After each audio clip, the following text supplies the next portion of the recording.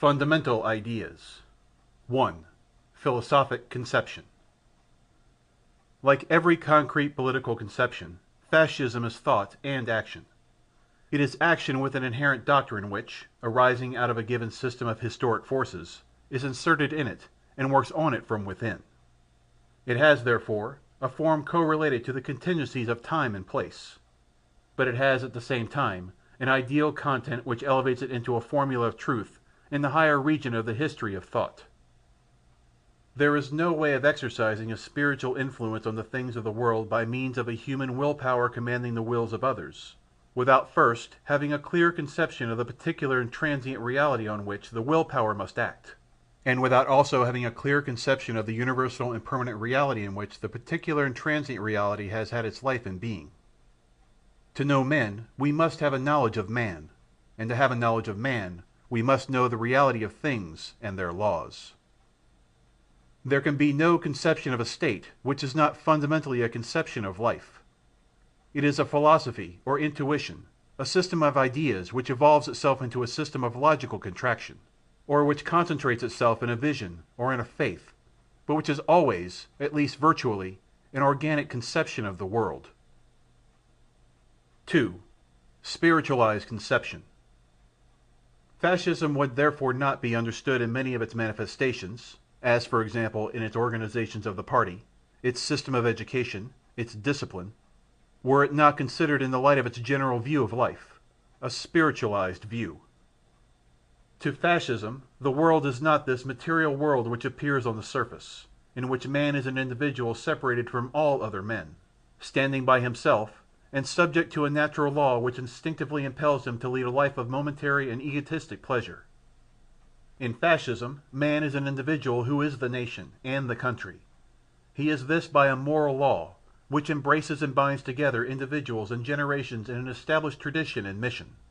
A moral law which suppresses the instinct to lead a life confined to a brief cycle of pleasure, in order instead to replace it within the orbit of duty in a superior conception of life, free from the limits of time and space, a life in which the individual by self-abnegation and by the sacrifice of his particular interest, even by death, realizes the entire spiritual existence in which his value as a man consists. 3. Positive conception of life as a struggle. It is therefore a spiritual conception, itself also a result of the general reaction of the century against the languid and materialistic positivism of the 18th century. Anti-positivist, but positive, neither skeptical nor agnostic, neither pessimistic nor passively optimistic, as are in general the doctrines, all of them negative, which place the center of life outside of man, who by his free will can and should create his own world for himself. Fascism wants a man to be active and to be absorbed in action with all his energies. It wants him to have a manly consciousness of the difficulties that exist and to be ready to face them. It conceives life as a struggle, thinking that it is a duty of man to conquer that life which is really worthy of him, creating in the first place within himself the physical, moral, intellectual instrument with which to build it. As for the individual, so for the nation, so for mankind. Hence the high value of culture in all its forms, art, religion, science, and the supreme importance of education. Hence also the essential value of labor, with which man conquers nature and creates the human world, economic, political, moral, intellectual. 4. Ethical conception. This positive conception of life is evidently an ethical conception, and it compromises the whole reality as well as the human activity which domineers it. No action is to be removed from the moral sense. Nothing is to be in the world that is divested of the importance which belongs to it in respect of moral aims. Life, therefore, as the fascist conceives it, is serious, austere, religious, entirely balanced in a world sustained by the moral and responsible forces of the spirit. The fascist disdains the easy life. 5. Religious conception. Fascism is a religious conception in which man is considered to be in the powerful grip of superior law, with an objective will which transcends a particular individual and elevates him into a fully conscious member of a spiritual society. Anyone who has stopped short at the mere consideration of opportunism in the religious policy of the fascist regime has failed to understand that fascism, besides being a system of government, is also a system of thought. 6. Historical and realist conception. Fascism is a historical conception in which man could not be what he is without being a factor in the spiritual process to which he contributes, either in the family sphere or in the social sphere, in the nation or in history in general to which all nations contribute. Hence is derived the great importance of tradition in the records, language, customs, and rules of human society. Man without a part in history is nothing. For this reason, fascism is opposed to all the abstractions of an individualistic character based upon materialism typical of the 18th century, and it is opposed to all the Jacobin innovations and utopias. It does not believe in the possibility of happiness on earth as conceived by the literature of the economist of the 17th century. It therefore spurns all the teleological conceptions of final causes through which, at a given period of history, a final systemization of the human race would take place. Such theories only mean placing oneself outside real history and life, which is a continual ebb and flow and process of realizations. Politically speaking, fascism aims at being a realistic doctrine. In its practice, it aspires to solve only the problems which present themselves of their own accord in the process of history, and which of themselves find or suggest their own solution. To have the effect of action among men, it is necessary to enter into the process of reality, and to master the forces actually at work. 7. The individual and liberty. Anti-individualistic, the fascist conception is for the state. It is for the individual only insofar as he coincides with the state, universal consciousness, and will of man in his historic existence. It is opposed to the classic liberalism which arose out of the need of reaction against absolutism, and had accomplished its mission in history when the state itself had become transformed into popular will and consciousness. Liberalism denied the state in the interest of the particular individual. Fascism reaffirms the state as the only true expression of the individual. And if liberty is to be the attribute of the real man, and not of the scarecrow invented by the individualistic liberalism, then fascism is for liberty. It is for the only kind of liberty that is serious, the liberty of the state, and of the individual in the state. Because, for the fascist, all is comprised in the state, and nothing spiritual or human exists, much less has any value, outside the state. In this respect, fascism is a totalizing concept, and the fascist state, the unification and synthesis of every value, interprets, develops, and potentates the whole life of the people. 8. Conception of a corporate state. No individuals or groups, political parties, associations, labor unions, classes outside the state. For this reason, fascism is opposed to socialism, which clings rigidly to class war in the historic evolution and ignores the unity of the state, which molds the classes into a single moral and economic reality. In the same way, fascism is opposed to the unions of the laboring classes.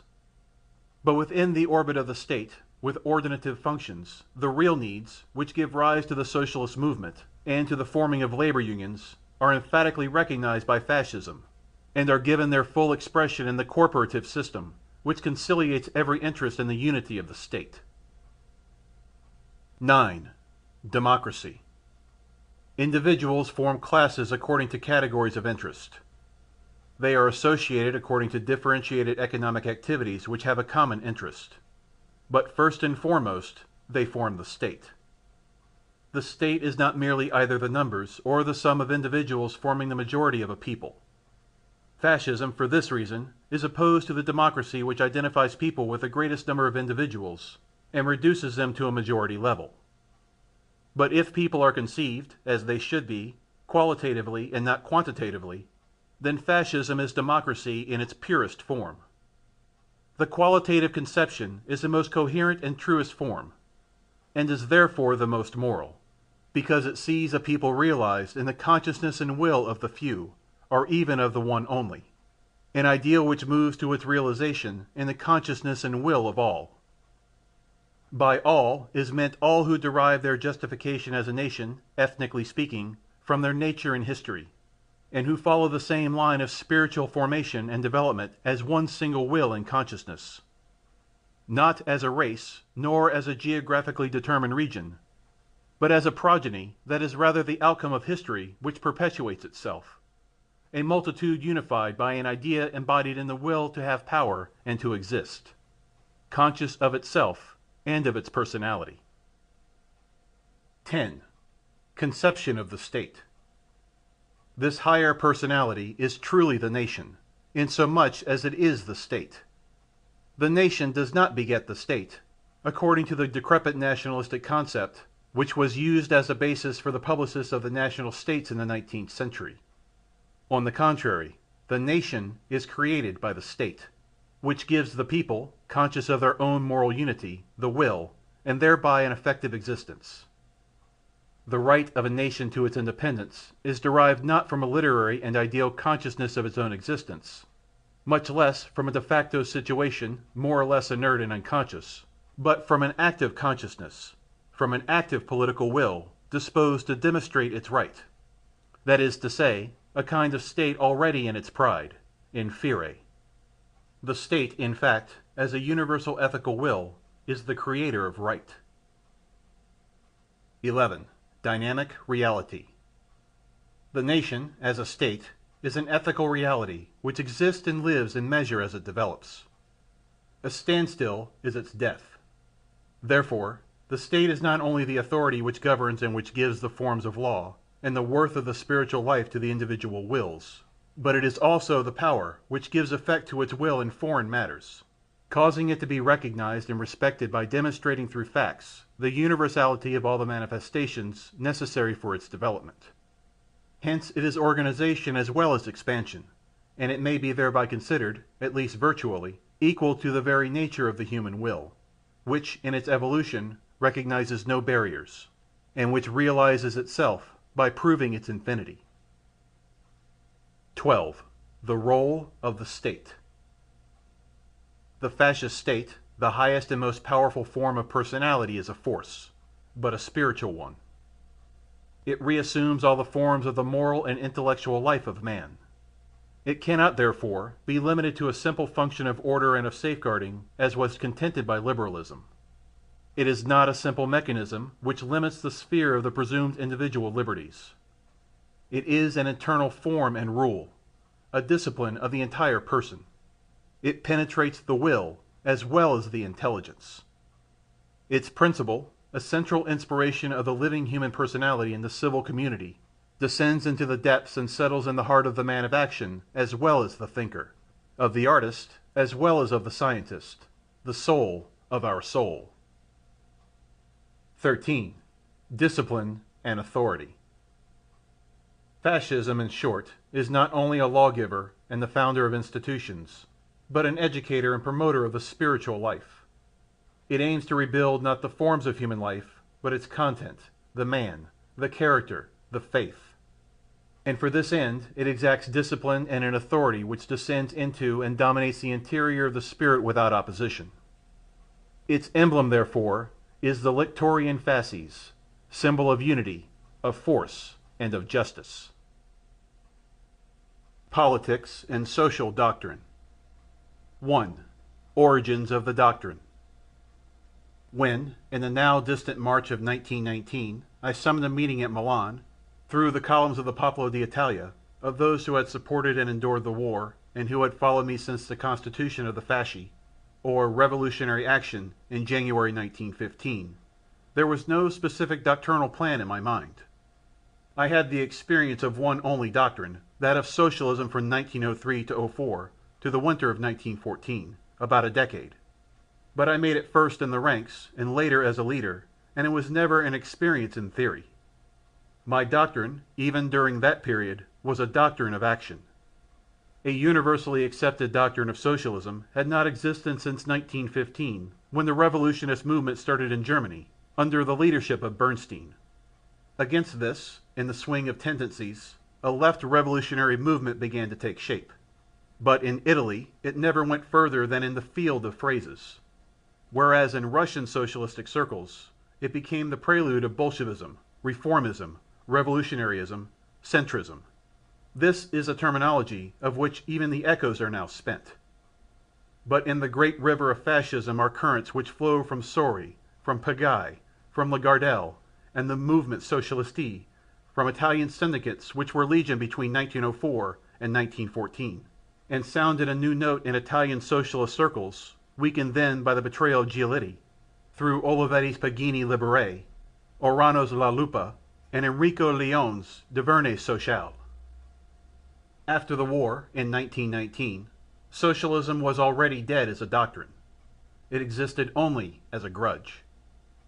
In Italy especially, it had one only possibility of action: reprisals against those who wanted the war and must now pay its penalty.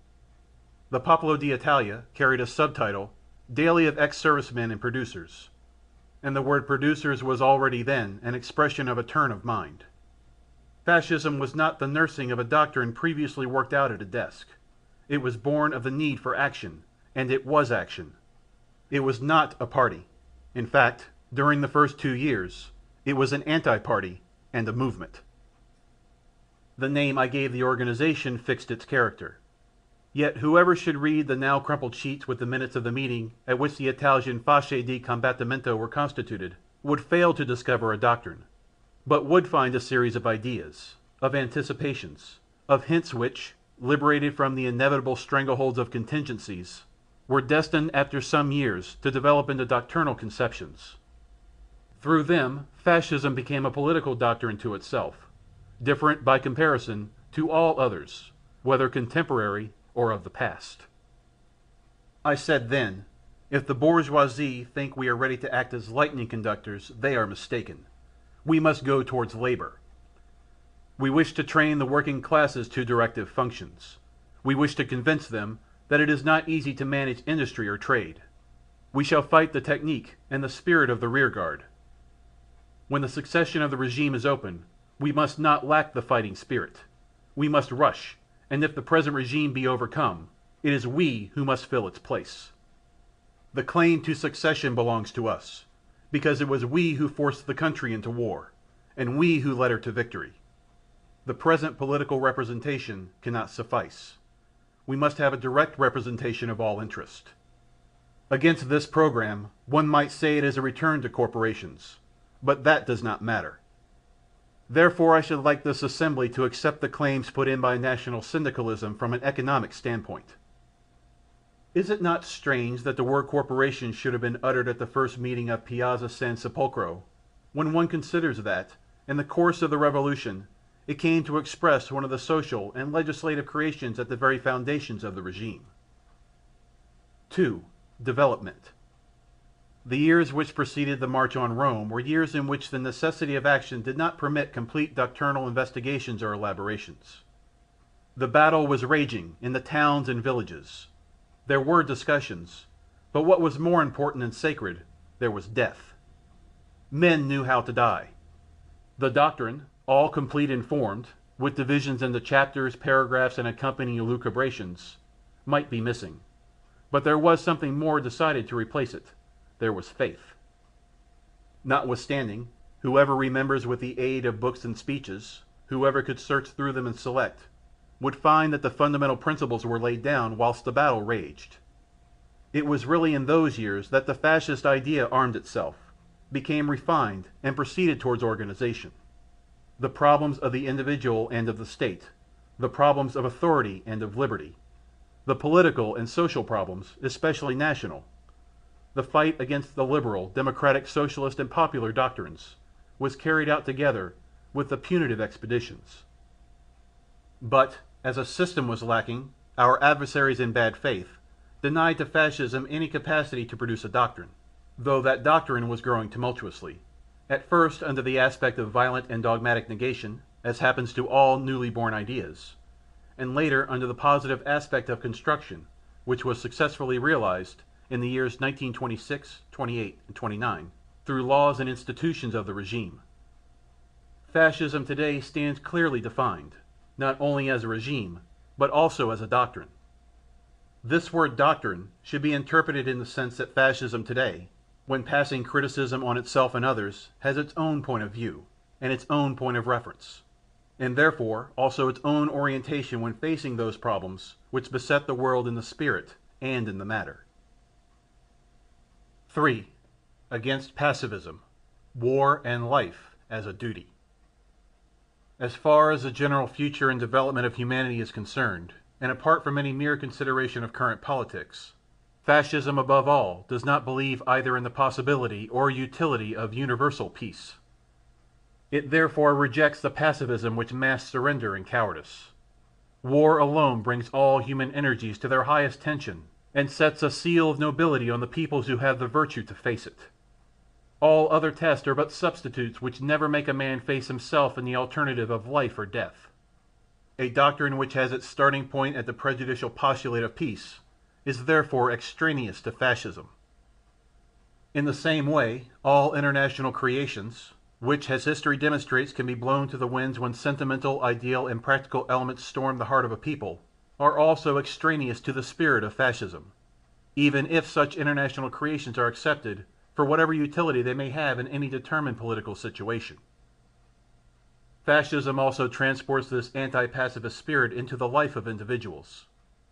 The proud squadrista motto, "Me defragro," I don't give a damn, scrawled on the bandages of the wounded is an act of philosophy, not only stoic. It is a summary of a doctrine not only political, it is an education in strife and an acceptance of the risks which it carried. It is a new style of Italian life. It is thus that the fascist loves and accepts life, ignores and disdains suicide, understands life as a duty, a lifting up, a conquest, something to be filled in and sustained on a high plane, a thing that has to be lived through for its own sake, but above all for the sake of others near and far, present and future. 4. The demographic policy and the neighbor. The demographic policy of the regime is the result of these premises. The fascist also loves his neighbor, but neighbor is not for him a vague and undefinable word. Love for his neighbor does not prevent necessary educational severities. Fascism rejects professions of universal affection, and though living in the community of civilized peoples, it watches them and looks at them differently. It follows them in their state of mind, and in the transformation of their interest, but it does not allow itself to be deceived by fallacious and mutable appearances. 5. Against historical materialism and class struggle. Through this conception of life, Fascism becomes the emphatic negation of that doctrine which constituted the basis of the so-called scientific socialism or Marxism. The doctrine of historical materialism, according to which the story of human civilization is to be explained only by the conflict of interest between the various social groups and by the change of the means and instruments of production. That the economic vicissitudes, discovery of prime or raw materials, new methods of labor, scientific inventions, have their particular importance, is denied by none. But that they suffice to explain human history, excluding other factors from it, is absurd. Fascism still believes in sanctity and in heroism, that is to say, in acts in which no economic motive, immediate or remote, operates. Fascism, having denied historical materialism, by which men are only puppets in history, appearing and disappearing on the surface of the tides, while in the depths the real directive forces act and labor, it also denies the immutable and irreparable class warfare, which is the natural filiation of such an economistic conception of history, and it denies above all that class warfare is the preponderating agent of social transformation. Being defeated on these two capital points of its doctrine, nothing remains of socialism save the sentimental aspirations, as old as humanity, to achieve a community of social life in which the sufferings and hardships of the humblest classes are alleviated. But here Fascism repudiates the concept of an economic happiness which is to be, at a given moment in the evolution of economy, socialistically and almost automatically realized by assuring to all the maximum of well-being. Fascism denies the possibilities of the materialistic concept of happiness. It leaves that to the economists of the first half of the 17th century. That is, it denies the equation, well-being, happiness, which reduces man to the state of the animals, mindful of only one thing, that of being fed and fattened, reduced in fact to a pure and simple vegetative existence. 6. Against democratic ideologies. After disposing of socialism, fascism opens a breach on the whole complex of the democratic ideologies, and repudiates them in their theoretic premises as well as in their practical application or instrumentation. Fascism denies that numbers, by mere fact of being numbers, can direct human society. It denies that these numbers can govern by means of periodical consultations. It affirms also the fertilizing, beneficent, and unassailable inequality of men, who cannot be leveled through an extrinsic and mechanical process such as universal suffrage. Regimes can be called democratic which, from time to time, give the people the illusion of being sovereign, whereas the real and effective sovereignty exists in other, and often very secret and irresponsible forces. Democracy is a regime without a king, but very often with many kings, far more exclusive, tyrannical, and ruinous than a single king, even if he be a tyrant. This explains why fascism, which, for contingent reasons, had assumed a republican tendency before 1922, renounced it previous to the March on Rome, with the conviction that the political constitution of a state is not nowadays a supreme question, and that, if the examples of the past and present monarchies and past and present republics are studied, the result is that neither monarchies nor republics are to be judged under the assumption of eternity, but that they merely represent forms in which the extrinsic political evolution takes shape, as well as the history, the tradition, and the psychology of a given country. Consequently, fascism glides over the antithesis between monarchy and republic, on which democraticism wasted time, blaming the former for all social shortcomings, and extolling the latter as a regime of perfection. We have now seen that there are republics which may be profoundly absolutist and reactionary, and monarchies which welcome the most venturesome social and political experiments. 7. Untruths of democracy. Reason and science, says Renan, who had certain pre-fascist enlightenments in one of his philosophical meditations, are products of mankind, but to seek reason directly for the people and through the people is a chimera. It is not necessary for the existence of reason that everybody should know it. In any case, if this initiation were to be brought about, it could not be through low-class democracy, which seems to lead rather to the extinction of every other culture and of every great discipline. The principle that society exists only for the welfare and liberty of individuals composing it does not seem to conform with the plans of nature, plans in which the species only is taken into consideration and the individual appears sacrificed. It is strongly to be feared that the last word of democracy thus understood, I hasten to add that it can also be differently understood, would be a social state in which a degenerated mass would have no preoccupation other than that of enjoying the ignoble pleasures of the vulgar person. Thus Renan. In democracy, fascism rejects the absurd conventional falsehood of political equity, the habit of collective responsibility, and the myth of indefinite progress and happiness. But if there be a different understanding of democracy, if, in other words, democracy can also signify to not push the people back as far as the margins of the state, then fascism may well have been defined by the present writer as an organized, centralized, authoritarian democracy. 8. Against liberal doctrines. As regards the liberal doctrines, the attitude of fascism is one of absolute opposition both in the political and in the economic field. There is no need to exaggerate the importance of liberalism in the last century, simply for the sake of present-day polemics, and to transform one of the numerous doctrines unfolded in that last century into a religion of humanity for all times, present and future. Liberalism did not flourish for more than a period of 15 years. It was born in 1830, from the reaction to the Holy Alliance which attempted to set Europe back to the period which preceded '89, and had its years of splendor in 1848, when also Pius IX was a liberal. Its decadence began immediately afterwards. If 1848 was a year of light and posy, 1849 was a year of weakness and tragedy. The Roman Republic was killed by another republic, the French Republic. In the same year, Marx issued his famous manifesto of communism.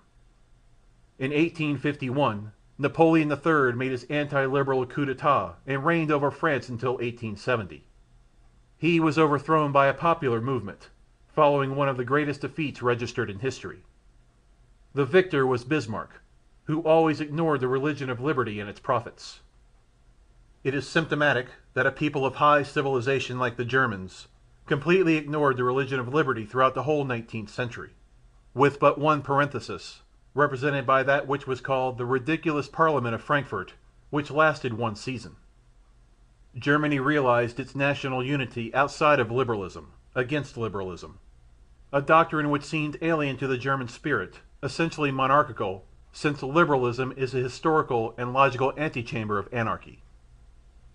The three wars of 1864, 1866, and 1870, conducted by liberals like Moltke and Bismarck, marked the three stages of German unity. As for Italian unity, liberalism played a very inferior part in the makeup of Mazzini and Garibaldi, who were not liberals. Without the intervention of the anti-liberal Napoleon, we would not have had Lombardy, and without help of the anti-liberal Bismarck, at Sadowa and Sedan, it is very likely that we would not have got Venice in 1866, or that we would have entered Rome in 1870. During the period of 1870 to 1915, the preachers of the new credo themselves denounced the twilight of their religion. It was beaten in the breach by decadence in literature. It was beaten in the open by decadence in practice. Activism, that is to say nationalism, futurism, fascism. The liberal century, after having accumulated an infinity of Gordian knots, sought to cut them in the hecatomb of the World War. Never did any religion impose such a terrible sacrifice. Have the gods of liberalism slaked their bloodthirst? Liberalism is now on the point of closing the doors of its departed temples, because nations feel that its agnosticism in the economic field, and its indifference in political and moral matters, causes, as it has already caused, the sure ruin of states. That is why all the political experiences of the contemporary world are anti-liberal, and it is supremely silly to seek to classify them as things outside of history, as if history were a hunting ground reserved to liberalism and its professors, as if liberalism were the last and incomparable word of civilization. 9. Fascism does not turn back. The fascist negation of socialism, of democracy, of liberalism, should not lead one to believe that fascism wishes to push the world back to where it was before 1879, the date accepted as the opening year of the demo-liberal century. One cannot turn back. The fascist doctrine has not chosen de Maistre for its prophet. Monarchical absolutism is a thing of the past, and so is the worship of the church power. Feudal privileges and divisions into impenetrable castes with no connection between them are also have-beens. The conception of fascist authority has nothing in common with the police. A party that totally rules a nation is a new chapter in history. References and comparisons are not possible. From the ruins of the socialist, liberal, and democratic doctrines, fascism picks those elements that still have a living value, keeps those that might be termed facts acquired by history, and rejects the rest, namely, the conception of a doctrine good for all times and all people. Admitting that the 19th century was a century of socialism, liberalism, and democracy is not said that the 20th century must also be the century of socialism, of liberalism, of democracy. Political doctrines pass on, but peoples remain. One may now think that this will be the century of authority, the century of the right wing, the century of fascism. If the 19th century was a century of the individual, liberalism signifies individualism, one may think that this will be the century of collectivism, the century of the state. It is perfectly logical that a new doctrine should utilize the vital elements of other doctrines. No doctrine was ever born entirely new and shining, never seen before. No doctrine can boast of absolute originality. Each doctrine is bound historically to doctrines which went before, to doctrines yet to come. Thus, the scientific socialism of Marx is bound to the utopian socialism of Fourier, of Owen, of Saint-Simon. Thus, the liberalism of 1800 is linked with the movement of 1700. Thus, democratic doctrines are bound to the encyclopedist. Each doctrine tends to direct human activity towards a definite object. But the activity of man reacts upon the doctrine, transforms it, and adapts it to new requirements, or overcomes it. Doctrine, therefore, should be an act of life, and not an academy of words. In this lie the pragmatic veins of fascism, its will to power, its will to be, its position with regards to violence, and its value. 10. The value and mission of the state. The capital point of the fascist doctrine is the conception of the state, its essence, the work to be accomplished, its final aims. In the conception of fascism, the state is an absolute before which individual and groups are relative. Individuals and groups are conceivable insomuch as they are in the state. The liberal state does not direct the movements and the material and spiritual evolution of collectivity, but limits itself to recording the results. The fascist state has its conscious conviction, a will of its own, and for this reason is called an ethical state. In 1929, at the first quinquennial assembly of the regime, I said, "In fascism, the state is not a night watchman, only occupied with the personal safety of the citizens, nor is it an organization with purely material aims, such as that of assuring a certain well-being and a comparatively easy social cohabitation. A board of directors would be quite sufficient to deal with this. It is not a purely political creation either, detached from the complex material realities of the life of individuals and of peoples. The state, as conceived and enacted by fascism, is a spiritual and moral fact, since it gives concrete form to the political, juridical, and economic organization of the country. Furthermore, this organization as it rises and develops is a manifestation of the spirit. The state is a safeguard of interior and exterior safety, but it is also the keeper and transmitter of the spirit of the people, as it was elaborated through the ages, in its language, customs, and beliefs. The state is not only the present, it is also the past, and above all, the future. The state, insomuch as it transcends the short limits of individual lives, represents the immanent conscience of the nation. The forms in which the state expresses itself are subject to changes, but the necessity for the state remains. It is the state which educates the citizens in civic virtues, gives them a consciousness of their mission, presses them towards unity. The state harmonizes their interests through justice, transmits to prosperity the attainments of thoughts, in science, in arts, in laws, in the solidarity of mankind. The state leads men from primitive tribal life to that highest expression of human power which is empire, links up through the centuries the names of those who died to preserve its integrity or to obey its laws, holds up the memory of the leaders who increased its territory and of the geniuses who cast the light of glory upon it, as an example for future generations to follow. When the conception of the state declines and disintegrating or centrifugal tendencies prevail, whether of individuals or groups, then the national society is about to set. 11. The unity of the state and the contradictions of capitalism. From 1929 onwards to the present day, the universal political and economical evolution has still further strengthened the doctrinal positions. The giant who rules is the state. The one who can resolve the dramatic contradictions of capital is the state. What is called the crisis cannot be resolved except by the state and in the state. Where are the ghosts of Julius Simon who, at the dawn of liberalism, proclaimed that the state must set to work to make itself useless and prepare its resignation? Of McCulloch, who, in the second half of the past century, proclaimed that the state must abstain from ruling? What would the Englishman Bentham say today to the continual and inevitably invoked intervention of the state in the sphere of economics, while, according to his theories, industry should ask no more of the state than to be left in peace? Or the German Humboldt, according to whom an idle state was the best kind of state? It is true that the second wave of liberal economists were less extreme than the first, and Adam Smith himself opened the door, if only very cautiously, to let state intervention into the economic field. If liberalism signifies the individual, then fascism signifies the state. But the fascist state is unique of its kind and is an original creation.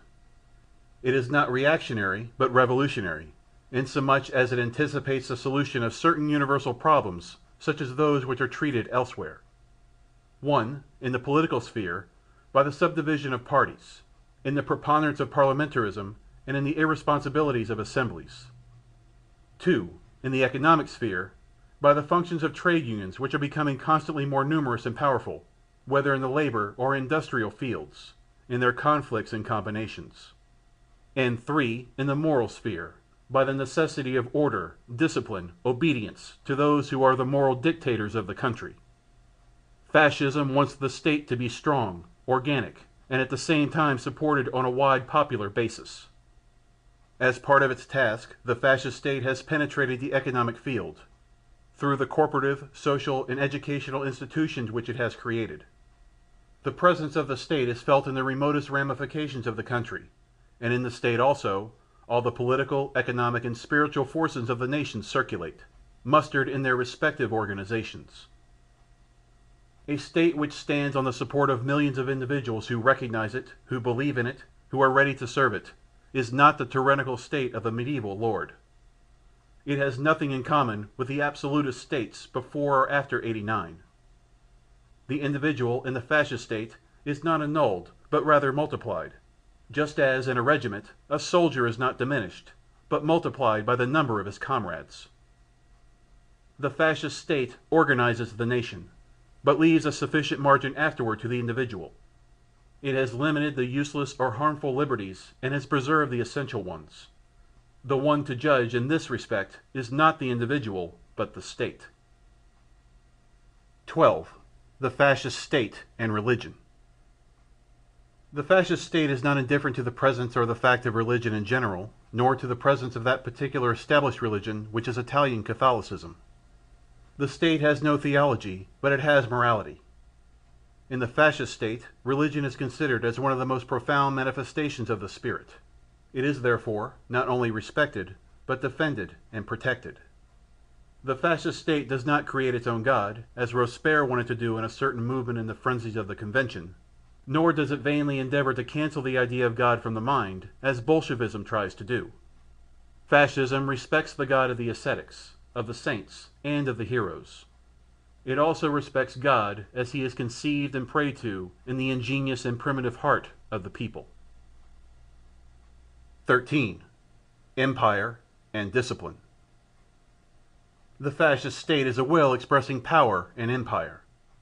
The Roman tradition here becomes an idea of force. In the fascist doctrine, empire is not only a territorial or a military or a commercial expression. It is a moral and a spiritual one. An empire can be thought of, for instance, as a nation which directly or indirectly guides other nations, without the need of conquering a single mile of territory. For fascism, the tendency to empire, that is to say the expansion of nations, is a manifestation of vitality. Its contrary, the stay-at-home attitude, is a sign of decadence. Peoples who rise, or suddenly flourish again, are imperialistic. Peoples who die are peoples who abdicate. Fascism is a doctrine which most adequately represents the tendencies, the state of mind of a people like the Italian people, which is rising again after many centuries of abandonment and of foreign servitude. But empire requires discipline, the coordination of forces, duty, and sacrifice. This explains many phases of the practical action of the regime. It explains the aims of many of the forces of the state, and the necessary severity against those who would oppose themselves to this spontaneous and irresistible movement of the Italy of the 20th century, by trying to appeal to the discredited ideologies of the 19th century, which have been repudiated wherever great experiments of political and social transformation have been daringly undertaken. Never more than at the present moment have nations felt such a thirst for an authority, for a direction, for order. If every century has its own peculiar doctrine, there are 1,000 indications that fascism is that of the present century. That it is a doctrine of life is shown by the fact that it has created a faith. That the faith has taken possession of the mind is demonstrated by the fact that fascism has its fallen and its martyrs. Fascism has now attained in the world a universality over all doctrines. Being realized, it represents an epoch in the history of the human mind.